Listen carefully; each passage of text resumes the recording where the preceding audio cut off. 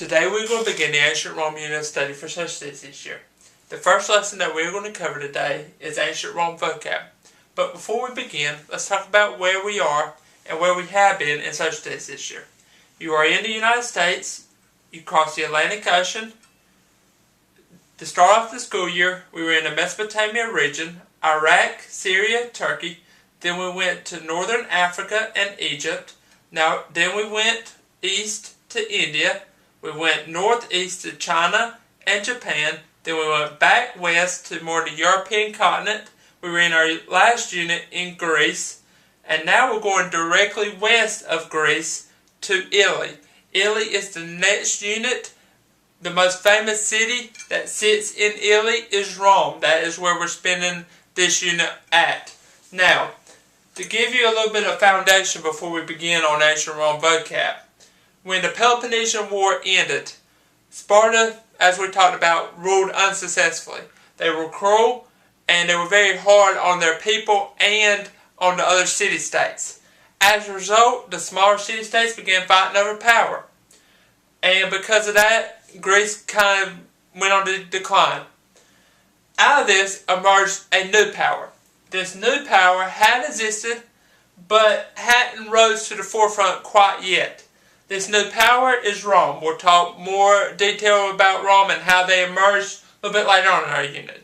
But to start today, we're going to do a little bit of foundation on the vocab for ancient Rome. Kind of build the foundation first, and then we can get to specific topics a little bit later on in our unit.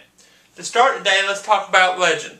Legend is a story handed down from earlier times that may or may not be true. Usually parts of it are true and parts of it are not. Typically, a legend is done through word of mouth. From one person to another, passed through mouth. It's usually not written down, it's usually by mouth. Let's move on to veto. Veto is the power to reject a decision. The easiest way to explain this is, let's say the President of the United States currently, President Obama currently, does not like a law that the House and the Senate has come up with. So what he decides to do is he's going to veto the law, he's going to reject the decision, and the House or the Senate has two options. It can either rewrite it, or it becomes void and the bill doesn't even happen. You could take the state of North Carolina the same way, you could take Rome the same way. We're talking more about who had the right to veto when we get into Roman Republic and Roman government. Let's move on to dictator. Dictators who are rulers with almost absolute power. Absolute power is really a person who has complete control over his or her people. There are still dictators in the world. Rome is one of the most famous areas in the world of history that had dictators. We'll talk about some of those most famous dictators when we get to later on in our unit. Let's move on to an additional series of words for Roman vocab. Plebeians. Plebeians are the common people of ancient Rome. These were the working class. These were the people that didn't have as many rights as the wealthy class. The wealthy class on the same end are called the patricians. The patricians are the wealthy, powerful people of ancient Rome. These are the land-owning class. So you got the patricians, P-A-T, are the wealthy, land-owning, powerful people of ancient Rome.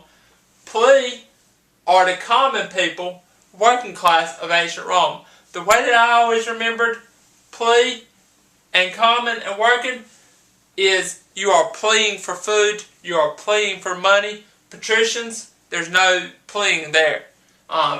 So plebeians are pleading for food, pleading for work, pleading for money.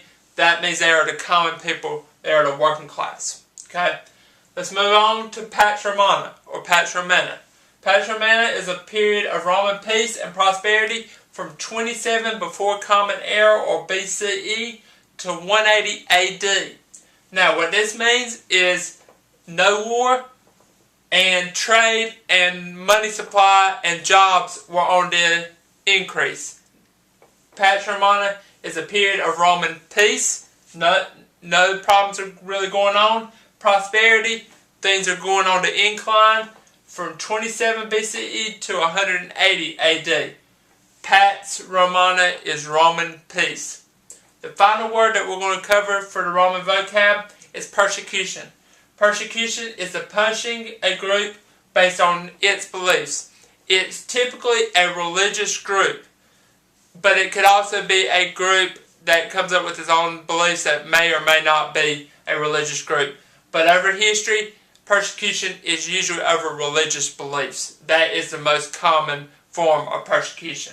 So today, we have discussed the two classes of people in ancient Rome, patricians and plebeians. We have discussed what Roman peace is and when it happened. We discussed persecution and which group usually is involved in persecution. We have also discussed legend, veto, and dictator today.